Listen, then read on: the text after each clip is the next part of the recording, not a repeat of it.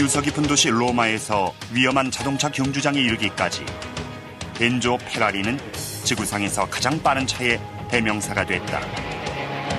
He developed a car that had a voice, a presence, a color that said Ferrari.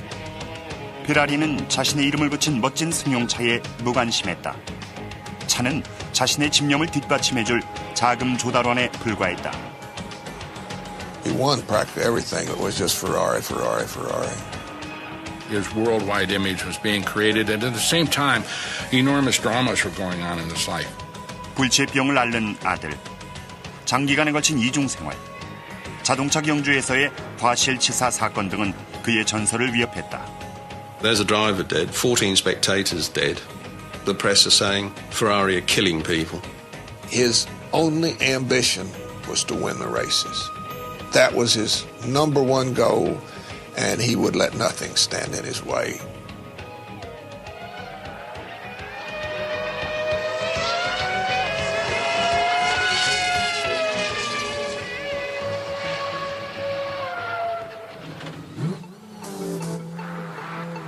오늘날 페라리 하면 사람들은 17만 5천 달러의 360 스파이더를 떠올린다. 그러나 아이러니하게도 이 고가의 스포츠카는 차 이름의 주인인 엔조 페라리에겐 관심밖이었다.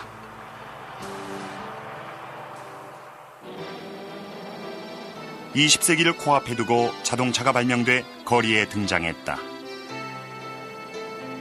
유럽과 미국에선 자동차 경주 열풍이 불어닥쳤다. 먼지 나는 자갈길 145마일 구간을 달리는 자동차 경주였다. 그 당시 자동차의 최고 시속은 80km나 됐다.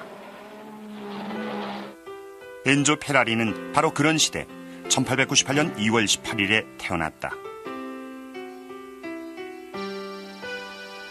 그의 출생지는 이탈리아 북부의 포강 유역으로 100년도 더 오래된 포도원 지역이다.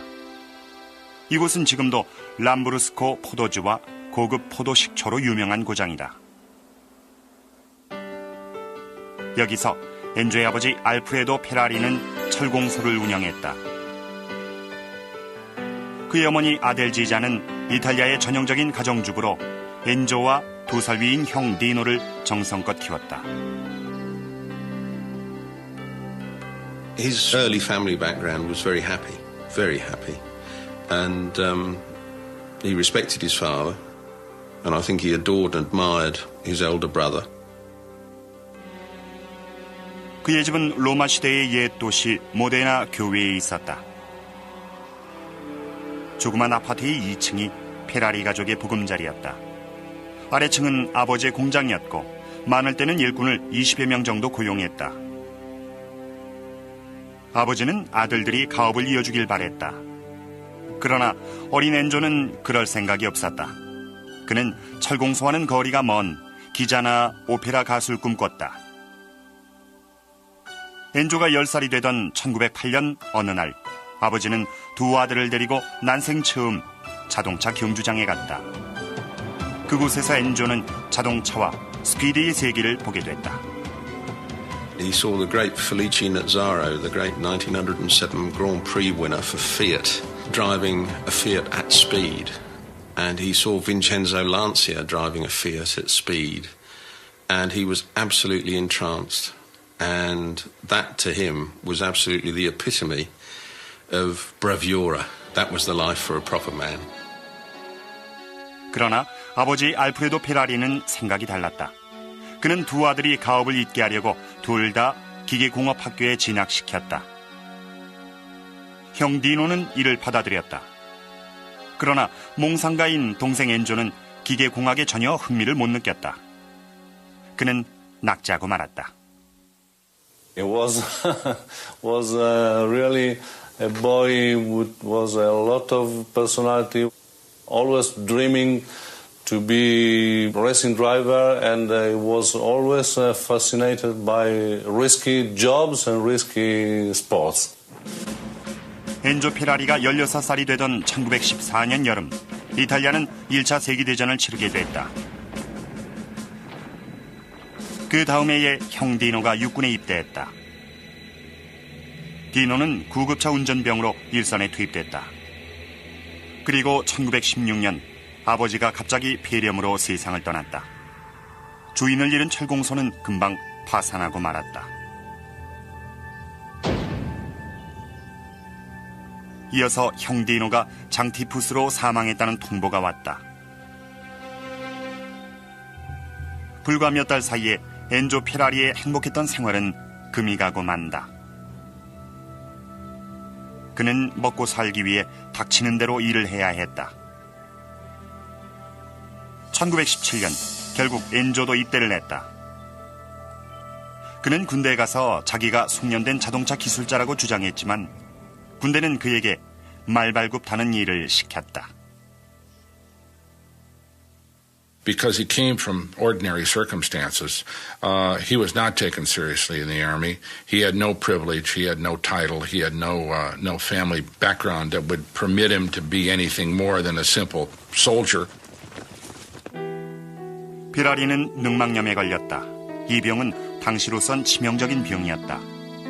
볼로냐의 병원으로 후송된 그는 다른 환자들과 함께 죽을 날만 기다리는 신세가 됐다. 그러나 우연인지 행운인지 그는 병마를 물리치고 살아났다. 그리고 20살 되던 1918년에 제대했다. 그러나 그는 신체적, 정신적, 감성적으로 황폐해 있었다. 이듬해 전쟁이 끝났지만 이탈리아는 경제적으로 붕괴된 상태였다. 이 혼란과 환멸 속에 베니토 무솔리니와 그의 검은 셔츠단 파시스트들이 정권을 잡았다. 엔조 페라리는 정치 현실엔 전혀 관심이 없었다. 그의 관심은 건강을 회복하는 일이었다. 그리고 어떻게든 자기 힘으로 생계를 꾸려나가야 했다. 그는 노력 끝에 군대 시절 연대장의 추천장을 받아들고 자동차 산업의 중심지인 토리노로 갔다. 토리노에 도착한 그는 피아트사에 지원했다. 피아트는 부유한 아넬리 가문의 소유로 그 당시 이미 자동차 업계의 거물급 기업이었다.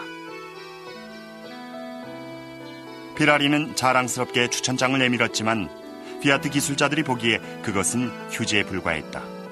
페라리는 참전용사 구직자들이 넘쳐난다는 말만 들었을 뿐 직장은 얻지 못했다. He wrote in his own autobiography how he sat on the park bench in Turin, unemployed, lost, his family had gone, his father dead, his older brother dead, no job, no hope, absolutely in despair. And he just sat on the park bench and cried. 페라리는 상대방의 거절을 순순히 받아들이는 타입이 아니었다. 그는 자기를 채용하지 않은 피아트에 분노와 수치심을 느꼈다. 페라리는 피아트와 아넬리 가문에게 어떤 방법으로든 복수를 하겠다는 결심을 하게 된다.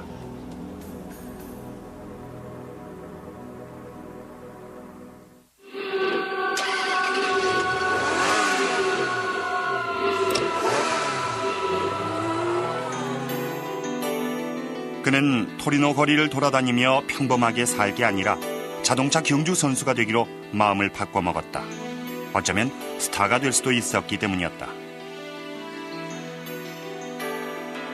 죽음의 질병도 이겨낸 그에게 피아트사에서 당한 상처는 아무것도 아니었다. 그는 절대 포기하지 않았다. Ferrari was a war lover. He loved the competition. He loved the battle. He loved the day-to-day struggle. I admire him in many ways because he always answered the bell. He always was ready for the fight. 페라리가 선택한 싸움터는 자동차 경주장이었다. 당시 경주용 자동차라고 해봐야 승용차를 간단히 개조한 데 지나지 않았다. 그러나 전쟁 중 신기술이 개발돼 비행기, 탱크, 트럭에 적용됐다. 그 신기술은 경주용 자동차에도 응용됐다. 토리노는 자동차 산업의 중심지로 각광받게 된다. There was a well-known restaurant in the centre of Turin that was frequented by the local motor trade and by the local motor industry. And he got to know more and more people, and he became very friendly indeed with a slightly older test driver and engineer called Ugo Sivocci. 세바치의 소개로 엔조 페라리는 토리노에서 160km 떨어진 밀라노에 있는 CMN이란 작은 자동차 공장에 취직했다. 그는 거기서 그의 첫 차, 중고 알파 로메오를 사서 경주에 참가했다. So at that period was a crazy decision, but he was so in love with racing cars that he did really tough decision of his life maybe. This was the starting point of all his career. 몇몇 군소경주에 출전한 세바치와 페라리를 본 알파팀 경영진은 그들을 알파 로메오 팀에 가입시켰다. He did race fairly actively from about 1920 to 24, but they were mostly minor races in Italy, hill climbs and rallies and some small events. But he was never able to attain the kind of stature that he wanted, I'm sure dreamed of. 페라리는 생계와 품위 유지를 위해 다른 돈벌이가 필요했다. 그는 알파 로메오 회사에 자신을 세일즈맨으로 써달라고 요청했다. 판매에서 배달까지 맡기로 하고 말이다. 이 무렵에 그는 로라 드마니카 고렐라를 만났다. 그는 21살의 이 신비스러운 여자를 카레이스 관중들이 드나드는 카페에서 처음 만났다. She became a kind of grey eminence within the Ferrari story. Some say that she was from quite a wealthy Torinese family, and some say quite the opposite. You know, that she was a professional lady working the streets in Turin. 엔조를 만나기 전 로라가 어떻게 살았는지는 아무도 모른다. 페라리와 그녀는 여러 해 동안 부부 행세를 하며 각지의 자동차 경주장을 전전했다.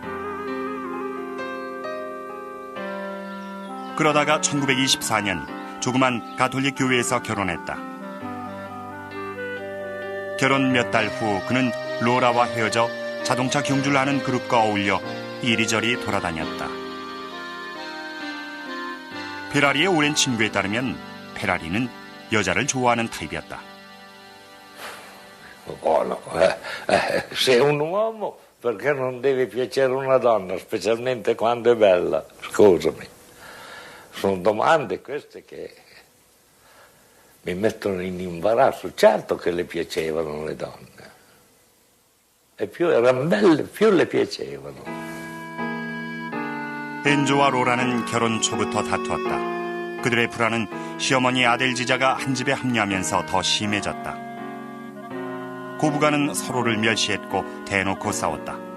엔조가 그 사이에서 심판을 봐야 할 지경이었다. I saw Mrs. Ferrari once, a little short lady, you know, quite well built. The only thing I can tell you that I knew that when she used to call her son Enzo, Enzo, she was the only woman he would get up and run for. 엔조는 골치 아픈 가정 생활을 잇기 위해서라도 일에 몰두했다.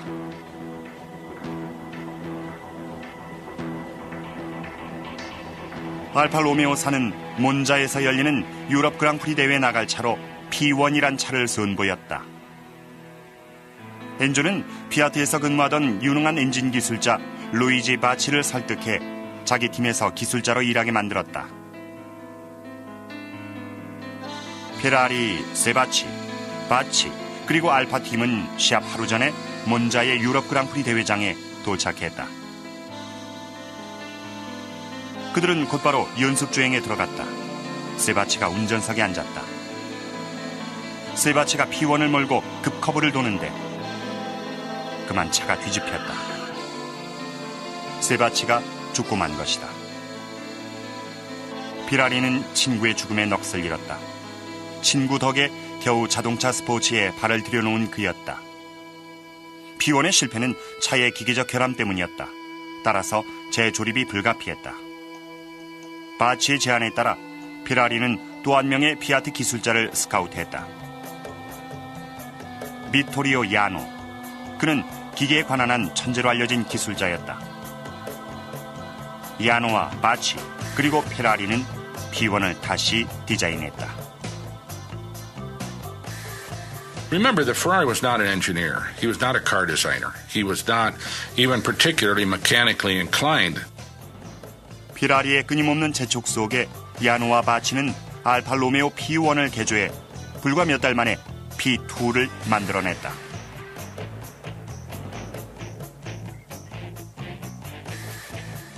이 차는 크레모나 경주에서 안토니오 아스카티를 태우고 출전했다. P2는 시속 200km의 속도를 냈다.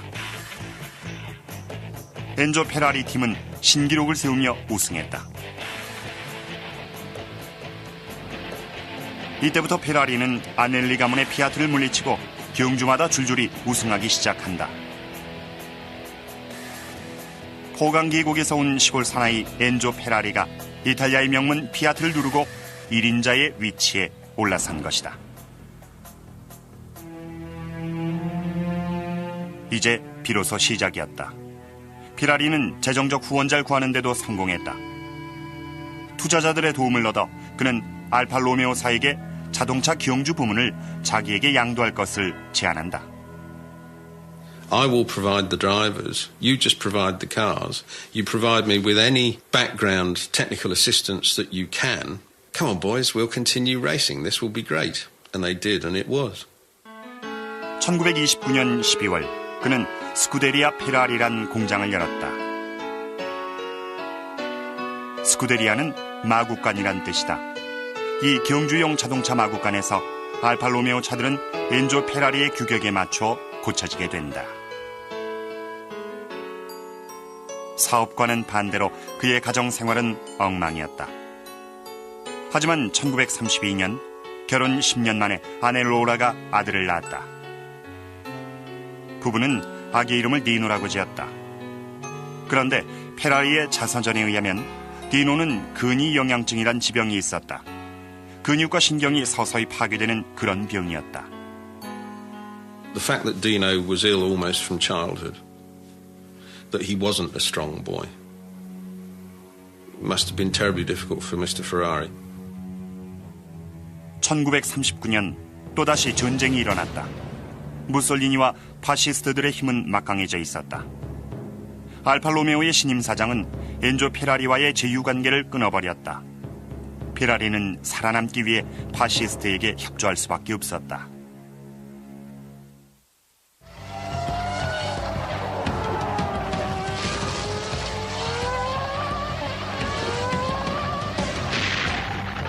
(1940년) 2차 대전이 전 유럽으로 확대되자 이탈리아의 경제가 수렁에 빠져버렸다. 자동차 경주는 무기한 연기됐다. 스쿠데리아 페라리는 할 일이 아무것도 없었다. 살아남기 위해서 페라리는 스쿠데리아 페라리를 파시스트 이탈리아 정부의 전쟁 물자를 생산하는 공장으로 바꿨다. 거기서 무엇을 만들었는지는 분명하지가 않다. 일설에 의하면 전쟁 무기의 부품인 볼 베어링을 연마하는 공장이었다고도 하고 이탈리아군에게 지급되는 기관총 부품을 만들었다고도 전해진다. He went with the tide, self-evidently, as so many did. I don't think that he was particularly ever signed up to the party. I think he was wed to only one political cause, and that was what was good for Ferrari. 당국은 공장이 연합군에게 폭격당하는 걸 피하기 위해 안전한 곳으로 공장을 옮기라고 명령했다. 페라리는 16km 떨어진 마라넬로로 공장을 옮겼다. 그 와중에서 페라리는 리나 라르네를 만났다. She was a secretary on this company, and my father met my mother in that company, and so started all the story. At that time, she was young. My father was more or less 10 years older and was a man already known in town in Modena, and she didn't like him because he was a man who was always driving with nice cars. This was a relationship that very much affected his life. By all accounts, she is a very, very lovely lady, a very serene, quiet woman that brought a lot of peace and solitude to his life away from a very contentious situation in his own household. 46세의 엔조 페라리는 리나 라르네와 사랑에 빠졌다. 둘이 사귄 지 얼마 후 리나는 아기를 가졌다. 그리고 9달 후 리나는 아들을 낳고 피에로라고 이름 지었다. 모자는 페라리의 마라넬로 공장 근처 캐슬 베트로라는 작은 마을에 숨어 살았다. 한편 모데나에서 로라와 엔조는 아들 디노의 13번째 생일을 맞았다. 하지만 디노의 건강은 점점 나빠졌다. Ferrari fought very hard in the later stages of Dino's illness. He changed his diet and he brought other medical consultants in. Mi mandò a Ginevra, andai al salone e mi fece acquistare delle medicine per il povero Dino. Quando fui alla frontiera sembravo un trasportatore di medicinali, ne avevo un sacco. Oh, la dogana ha tribolato a lasciarmi passare. Poi quando le dissi, guardate che è del figlio dell'ingegner Ferrari, del commendator Ferrari. Allora mi hanno lasciato passare, ma volevano prendermi tutto. 전쟁이 끝나자 마셜 플랜에 따라 거액의 달러가 불황의 늪에 빠져있던 이탈리아 경제에 유입됐다. 경제가 되살아나자 이탈리아 국민들은 다시 자동차 경주를 원했다. 페라리가 바라던 바였다. 그는 새 차를 개발했다. 1947년 12기통 배기량 1500cc의 차가 나왔다. 이름은 Tipo 125. 이탈리아 기준으로 볼 때 그건 어마어마한 엔진이었다. He loved engines, and as far as he was concerned, the engine was the be-all and end-all of the racing car or the road car. The chassis was just a necessary bracket to hold the wheels on and to put a hole in where the man went. 1947년 5월 11일 피라리라는 이름을 가진 최초의 차 Tipo 125가 피아첸차라는 작은 자동차 경주에 출전했다.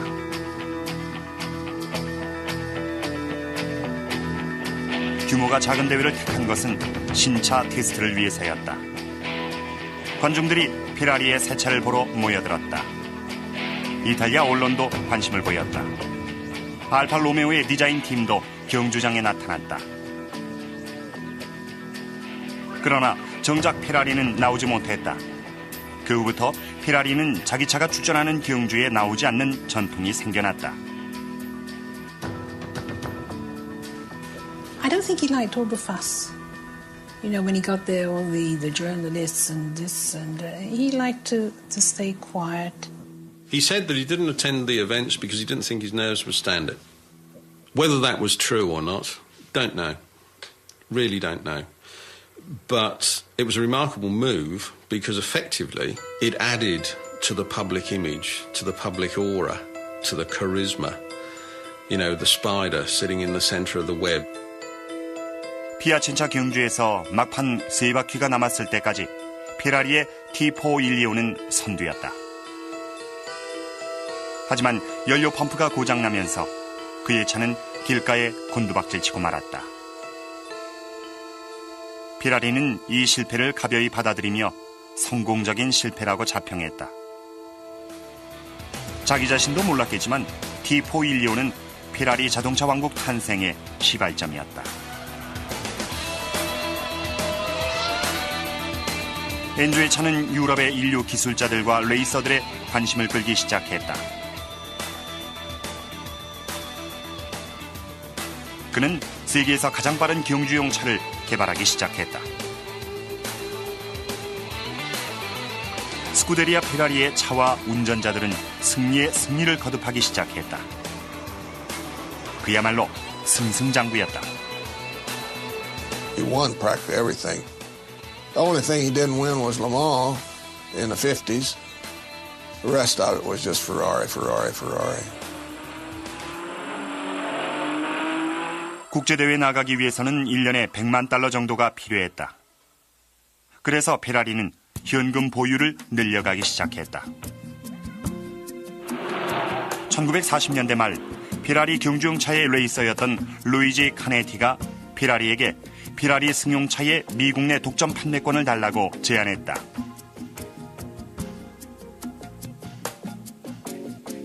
엔진도 셰시도 모두 일반 도로에 맞게 고칠 작정이었다. 아이러니하게도 피라리는 승용차에는 관심이 없었다. 자동차 경주를 위한 자금 조달을 위해 그는 승낙했다. Ferrari would probably have been perfectly satisfied to build his Grand Prix cars and try to make a living doing that. 한편 피라리는 30km 거리를 두고 양쪽에 가정을 둔 이중 생활자였다.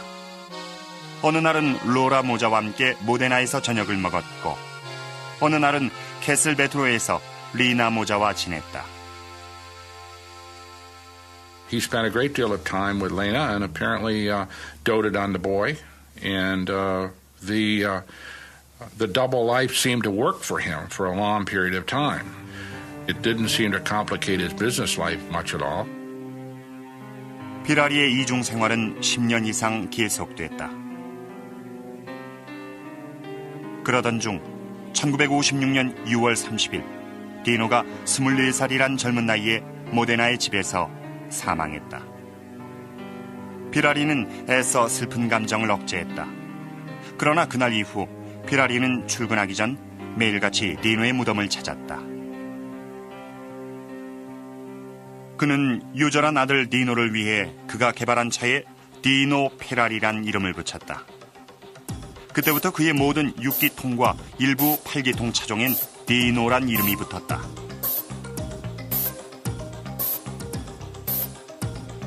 The Dino has so many tragic aspects to it that make it special.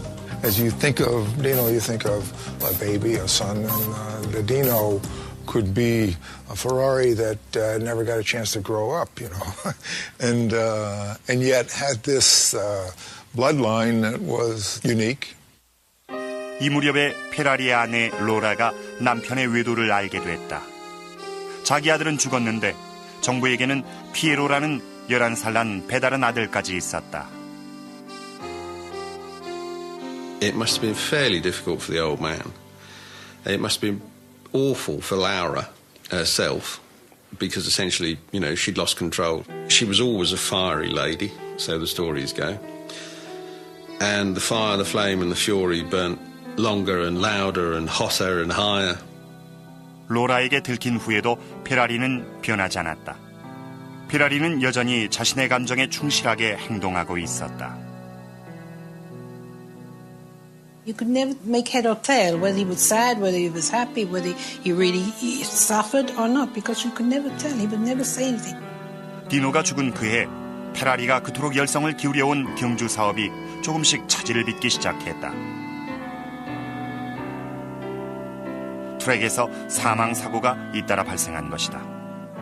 그는 과실치사죄로 기소됐다. 자칫하면 사업을 접어야 할 지경이었다.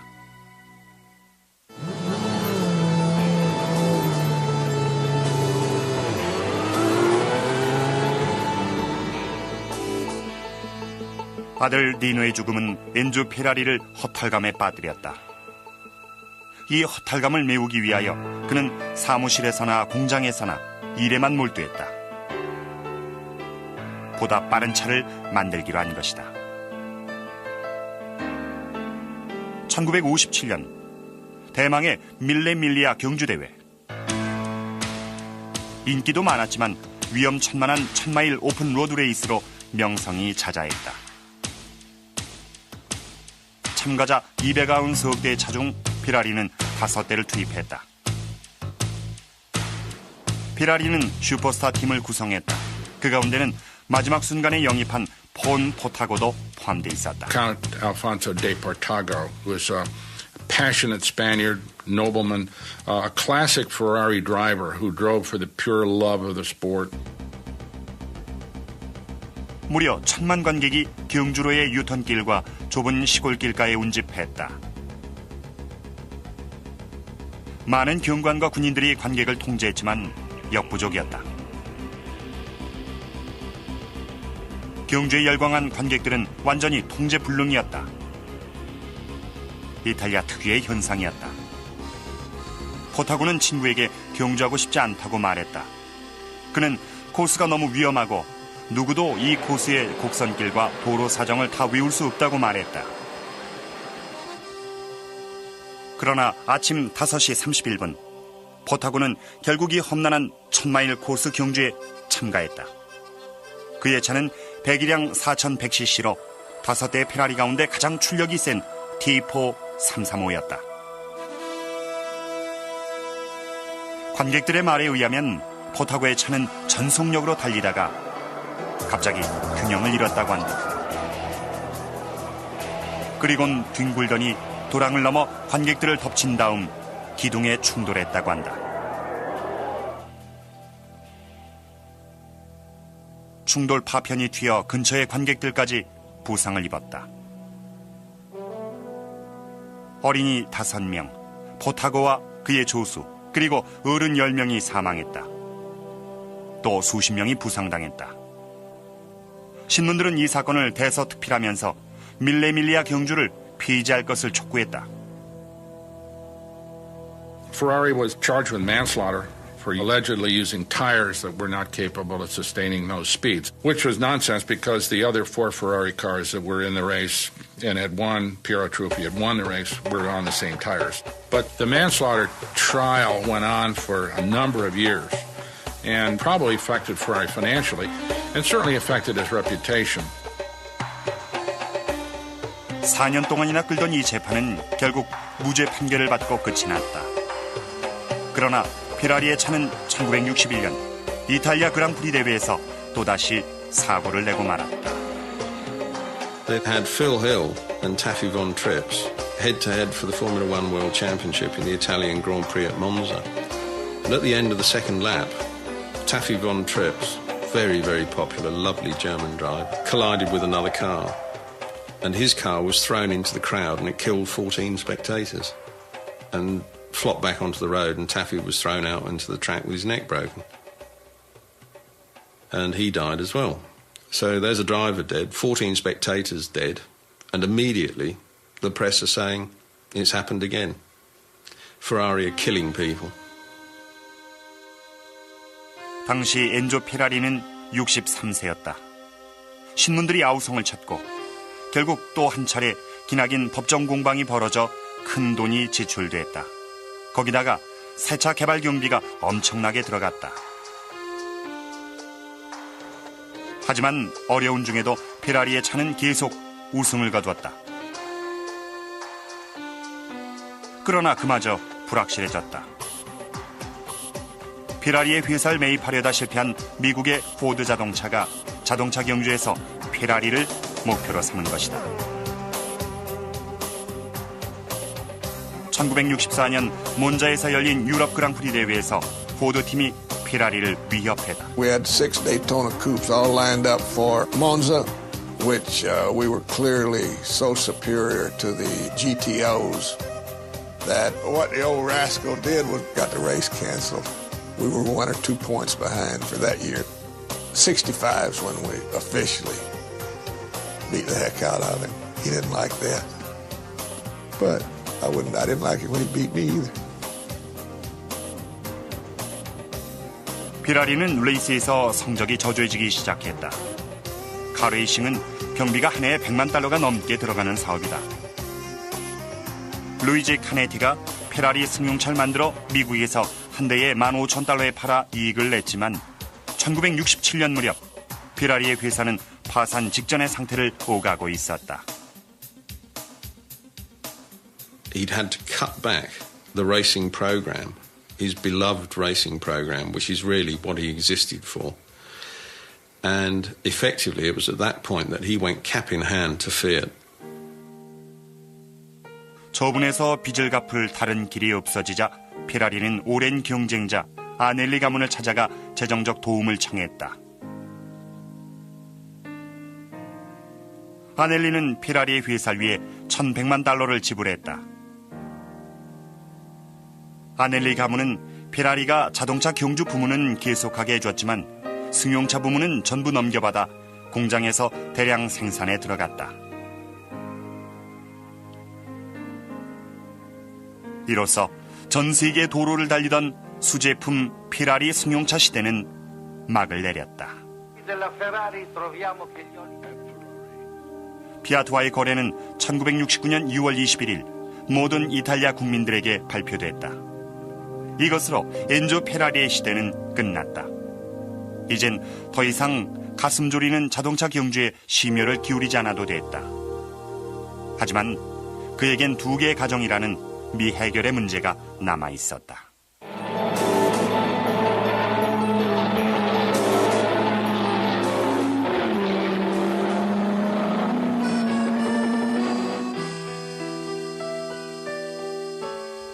(1969년) 페라리는 71세였지만 여전히 자동차 경주에 미련을 버리지 않았다.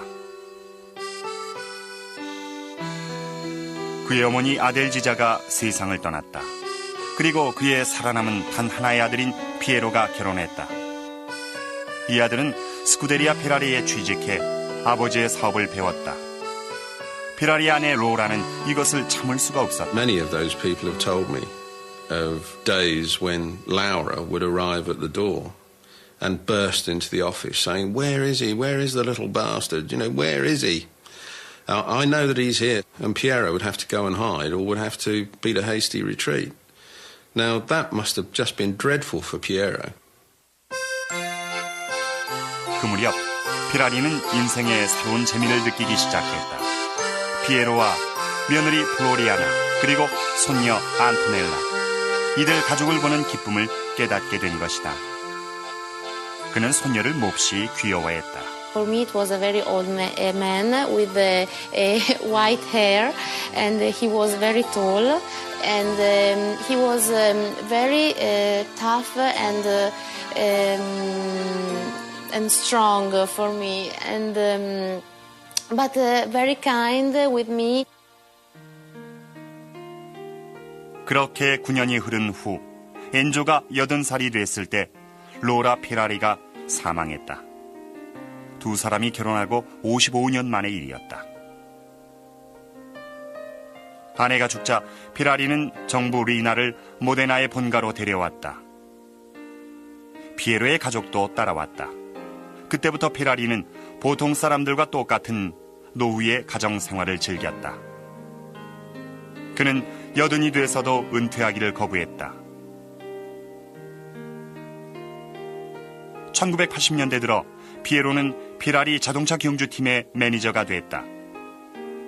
그러나 부자간엔 새 엔지니어링 전략을 놓고 항상 의견이 대립됐다. I disagreed with my father about the choice of some designers, of some engineers, and so. But 99% he was winning. I'm a person who likes to deal and not to fight, and so I'm very different from my father. My father was black and white, yes or no. 페라리는 오랜 친구들과 옛 이야기를 나누며 행복해했다. 80 노인 엔조 페라리에게 친구들, 특히 세르지오 스칼리에티와의 만남은 중요한 일과였다. 세르지오는 페라리 경주용차를 만들던 기술자였다. Si discorreva di tutto, mai di lavoro. Barzellette, il tale ha fatto, il tal altro ha detto, mai di lavoro. 페라리는 말년에 신장병으로 고생했다. 교황이 마라넬로를 지날 때 이례적으로 페라리를 문병하려 했지만 그는 너무나 아파서 교황을 맞이하지 못했다. 1988년 7월 엔조 페라리는 서서히 죽어갔다. 모데나의 집에서 아들 피에로와 며느리 플로리아나가 그를 간호했다. 그리고 1988년 8월 14일 엔조 페라리는 가족들이 지켜보는 가운데 조용히 숨을 거두었다. 향년 90세였다. Il comunicato ANSA fu dato all'1 del pomeriggio 7 ore dopo i funerali, per desiderio di mio marito, e anche perché aveva interpretato il desiderio del padre. E al funerale eravamo in 6, in 2 macchine, basta. 피라리의 시신은 그의 가족 묘지에 안치됐다. 아버지 알프레도 바로 곁에.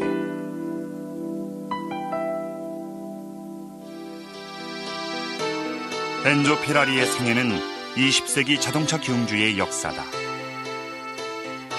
포강계곡의 가난한 집안에서 시작해 그는 자신의 왕국을 세웠다. 엔조 페라리는 자신이 창조한 산업 분야의 거인으로 오래 기억될 것이다.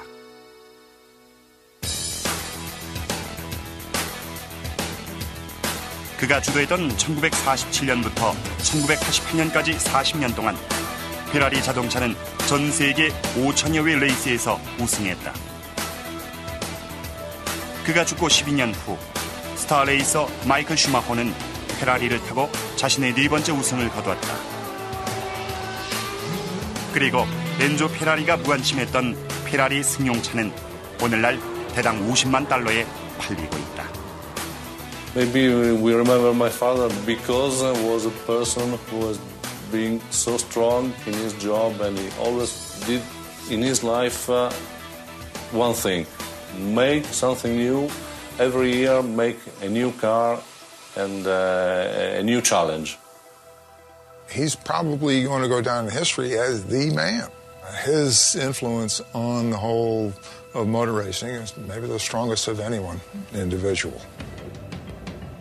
He was the dominant force in Grand Prix racing and helped lay the groundwork for the multi-billion-dollar situation that it is today. I wish I'd known him better. Maybe nobody ever knew Ferrari. That's very possible that nobody ever knew what he really was inside.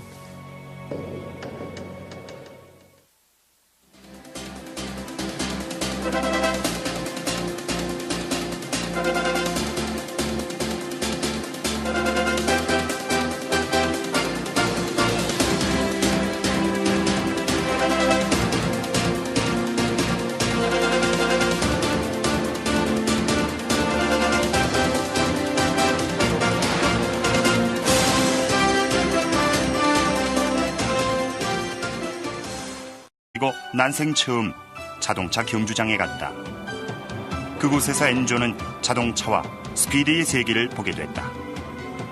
He saw the great Felice Nazzaro, the great 1907 Grand Prix winner for Fiat, driving a Fiat at speed. And he saw Vincenzo Lancia driving a Fiat at speed. And he was absolutely entranced. And that, to him, was absolutely the epitome of bravura. That was the life for a proper man. 그러나 아버지 알프레도 페라리는 생각이 달랐다. 그는 두 아들이 가업을 잇게 하려고 둘 다 기계공업학교에 진학시켰다. 형 디노는 이를 받아들였다. 그러나 몽상가인 동생 엔조는 기계공학에 전혀 흥미를 못 느꼈다. 그는 낙제하고 말았다.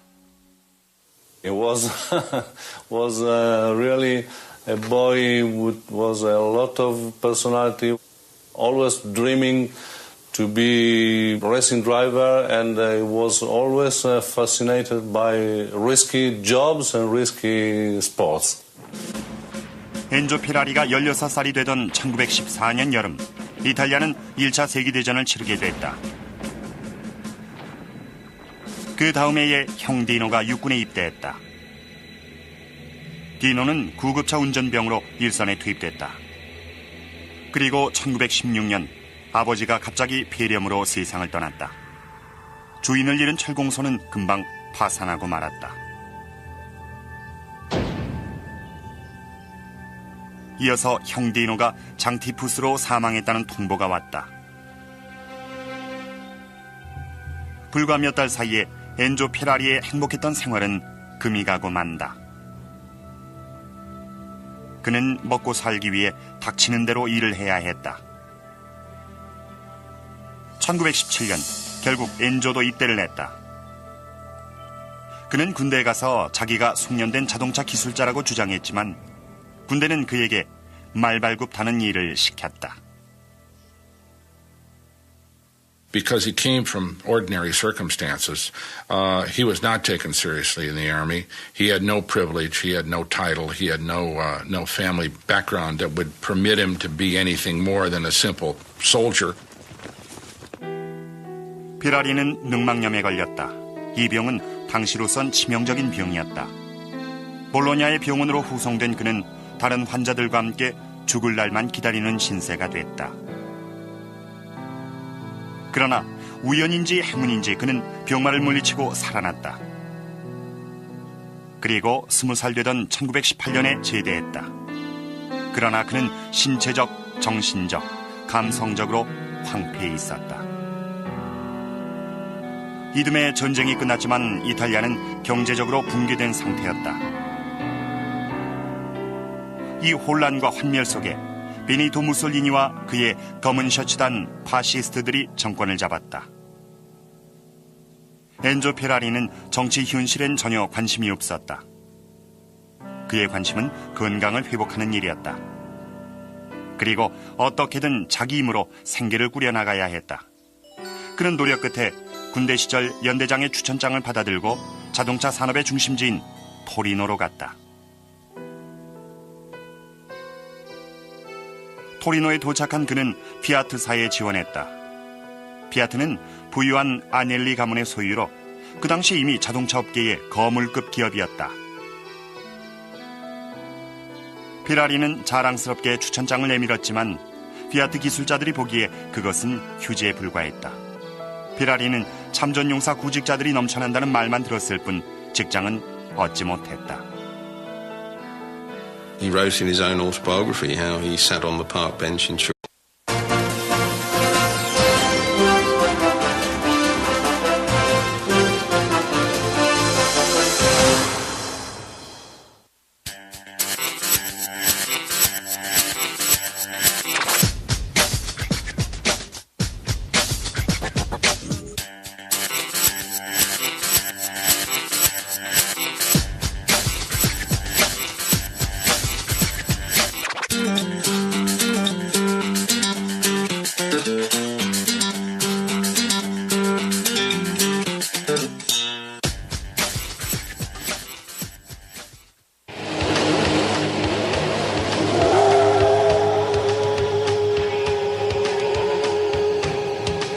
유서 깊은 도시 로마에서 위험한 자동차 경주장에 이르기까지 엔조 페라리는 지구상에서 가장 빠른 차의 대명사가 됐다. He developed a car that had a voice, a presence, a color that said Ferrari. 페라리는 자신의 이름을 붙인 멋진 승용차에 무관심했다.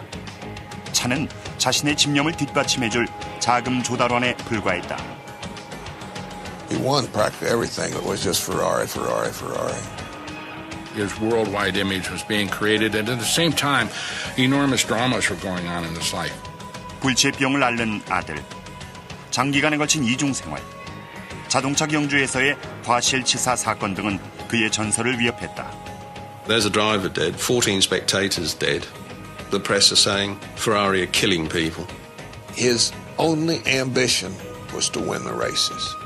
That was his number one goal, and he would let nothing stand in his way.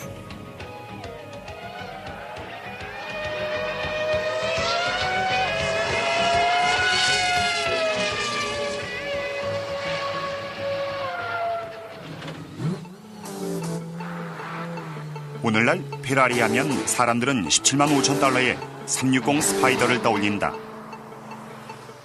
그러나 아이러니하게도 이 고가의 스포츠카는 차 이름의 주인인 엔조 페라리에겐 관심밖이었다.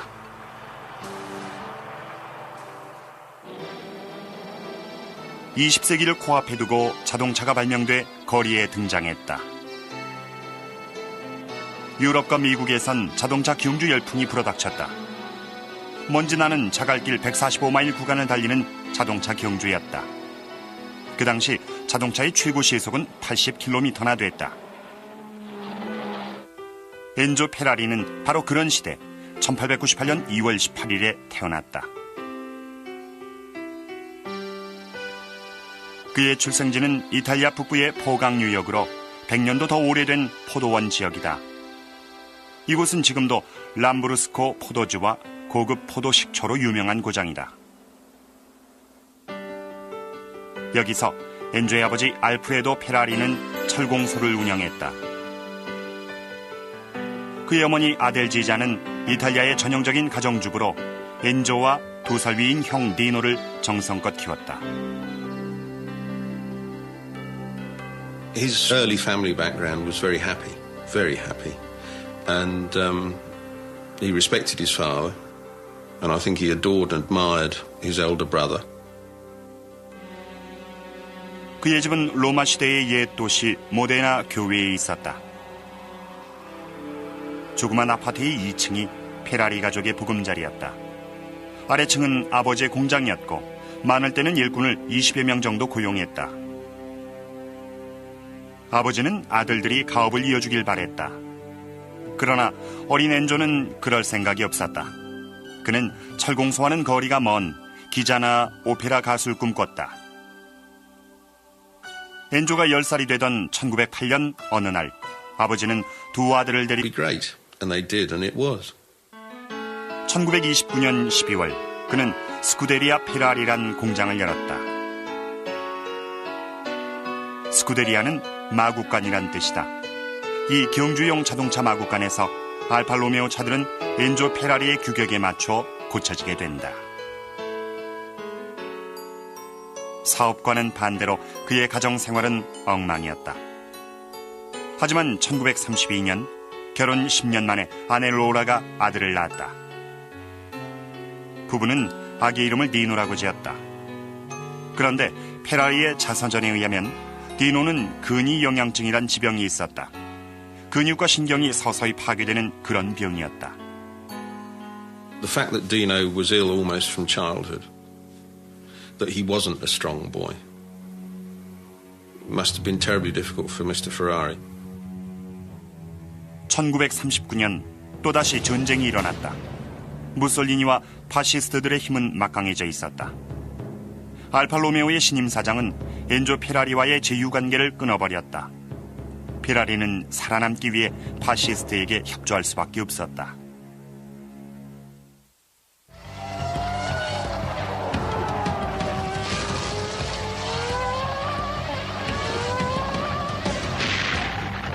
(1940년) 2차 대전이 전 유럽으로 확대되자 이탈리아의 경제가 수렁에 빠져버렸다. 자동차 경주는 무기한 연기됐다. 스쿠데리아 페라리는 할 일이 아무것도 없었다.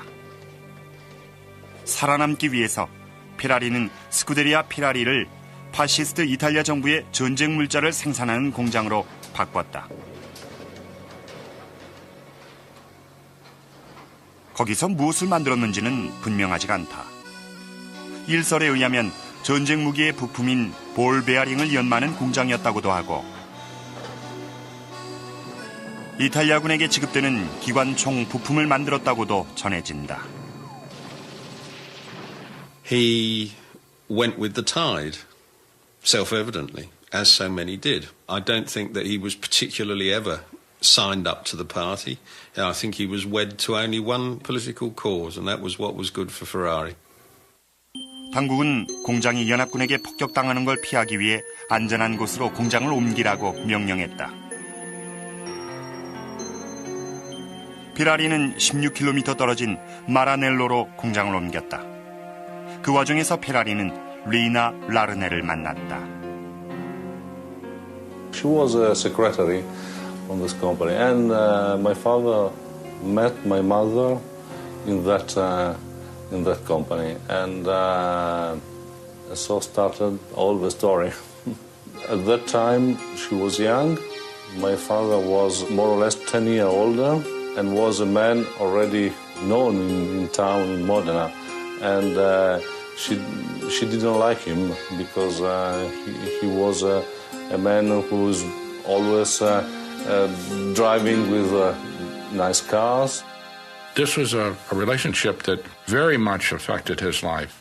By all accounts, she is a very, very lovely lady, a very serene, quiet, a woman that brought a lot of peace and solitude to his life away from a very contentious situation in his own household. 46세의 엔조 페라리는 리나 라르네와 사랑에 빠졌다. 둘이 사귄 지 얼마 후 리나는 아기를 가졌다.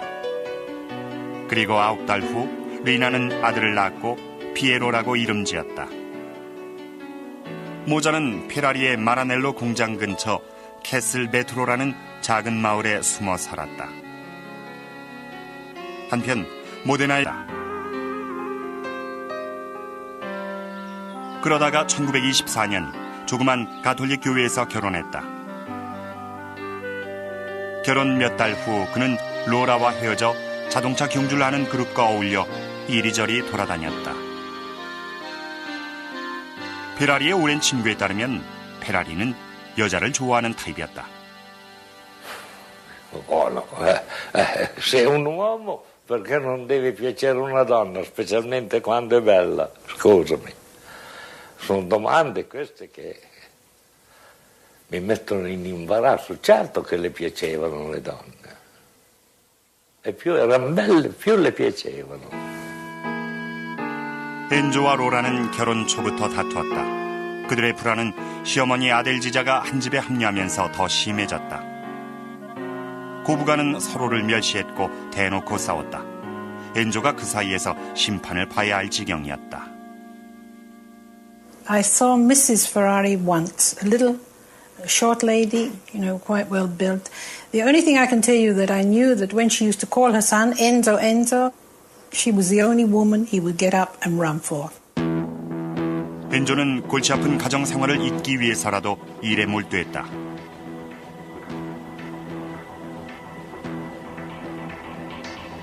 알파 로메오사는 몬자에서 열리는 유럽 그랑프리 대회에 나갈 차로 P1이란 차를 선보였다. 엔조는 피아트에서 근무하던 유능한 엔진 기술자 루이지 바치를 설득해 자기 팀에서 기술자로 일하게 만들었다. 페라리, 세바치, 바치 그리고 알파 팀은 시합 하루 전에 몬자의 유럽 그랑프리 대회장에 도착했다. 그들은 곧바로 연습주행에 들어갔다. 세바치가 운전석에 앉았다. 세바치가 P1을 몰고 급커브를 도는데 그만 차가 뒤집혔다. 세바치가 죽고 만 것이다. 피라리는 친구의 죽음에 넋을 잃었다. 친구 덕에 겨우 자동차 스포츠에 발을 들여놓은 그였다. P1의 실패는 차의 기계적 결함 때문이었다. 따라서 재조립이 불가피했다. 바치의 제안에 따라 피라리는 또 한 명의 피아트 기술자를 스카우트했다. 비토리오 야노. 그는 기계에 관한 한 천재로 알려진 기술자였다. 야노와 바치 그리고 페라리는 P1을 다시 디자인했다. Remember that Ferrari was not an engineer. He was not a car designer. He was not even particularly mechanically inclined. 피라리의 끊임없는 재촉 속에 야노와 바치는 알파 로메오 P1을 개조해 불과 몇 달 만에 P2를 만들어냈다.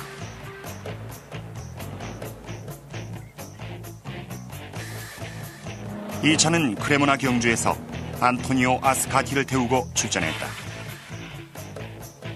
P2는 시속 200km의 속도를 냈다. 엔조 페라리 팀은 신기록을 세우며 우승했다. 이때부터 페라리는 아넬리 가문의 피아트를 물리치고 경주마다 줄줄이 우승하기 시작한다.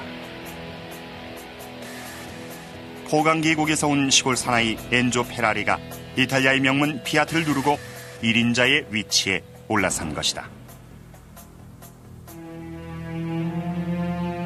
이제 비로소 시작이었다. 페라리는 재정적 후원자를 구하는 데도 성공했다. 투자자들의 도움을 얻어 그는 알파 로메오사에게 자동차 경주 부문을 자기에게 양도할 것을 제안한다. I will provide the drivers. You just provide the cars. You provide me with any background technical assistance that you can. Come on, boys, we'll continue racing. This will be in. Unemployed, lost. His family had gone. His father dead, his older brother dead. no job, no hope, absolutely in despair. And he just sat on the park bench and cried. 피라리는 상대방의 거절을 순순히 받아들이는 타입이 아니었다. 그는 자기를 채용하지 않은 피아트에 분노와 수치심을 느꼈다. 피라리는 피아트와 아넬리 가문에게 어떤 방법으로든 복수를 하겠다는 결심을 하게 된다.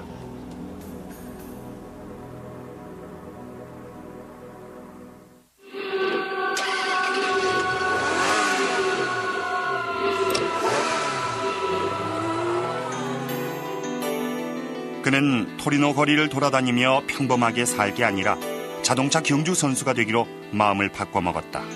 어쩌면 스타가 될 수도 있었기 때문이었다.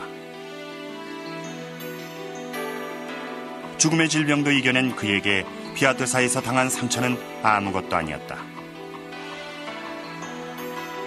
그는 절대 포기하지 않았다. Ferrari was a war lover.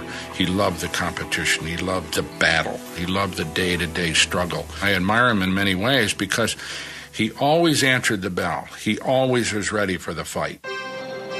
피라리가 선택한 싸움터는 자동차 경주장이었다. 당시 경주용 자동차라고 해봐야 승용차를 간단히 개조한 데 지나지 않았다. 그러나 전쟁 중 신기술이 개발돼 비행기, 탱크, 트럭에 적용됐다. 그 신기술은 경주용 자동차에도 응용됐다. 토리노는 자동차 산업의 중심지로 각광받게 된다. There was a well-known restaurant in the centre of Turin that was frequented by the local motor trade and by the local motor industry. And he got to know more and more people, and he became very friendly indeed with a slightly older test driver and engineer called Ugo Sivocci. 세바치의 소개로 엔조 페라리는 토리노에서 160km 떨어진 밀라노에 있는 CMN이란 작은 자동차 공장에 취직했다. 그는 거기서 그의 첫 차, 중고 알파 로메오를 사서 경주에 참가했다. So at that period was a crazy decision, but he was so in love with racing cars that he did really tough decision of his life maybe. This was the starting point of all his career. 몇몇 군소경주에 출전한 세바치와 페라리를 본 알파팀 경영진은 그들을 알파 로메오 팀에 가입시켰다. He did race fairly actively from about 1920 to 24, but they were mostly minor races in Italy, hill climbs and rallies and some small events.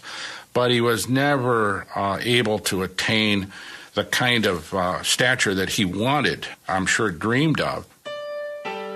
페라리는 생계와 품위 유지를 위해 다른 돈벌이가 필요했다. 그는 알파 로메오 회사에 자신을 세일즈맨으로 써달라고 요청했다. 판매에서 배달까지 맡기로 하고 말이다. 이 무렵에 그는 로라 드마니카 고렐라를 만났다. 그는 21살의 예신비스런 여자를 카레이스 관중들이 드나드는 카페에서 처음 만났다. She became a kind of grey eminence within the Ferrari story. Some say that she was from quite a wealthy Torinese family, and some say quite the opposite. You know, that she was a professional lady working the streets in Turin. 엔조를 만나기 전 로라가 어떻게 살았는지는 아무도 모른다. 페라리와 그녀는 여러 해 동안 부부 행세를 하며 각지의 자동차 경주장을 전전했다.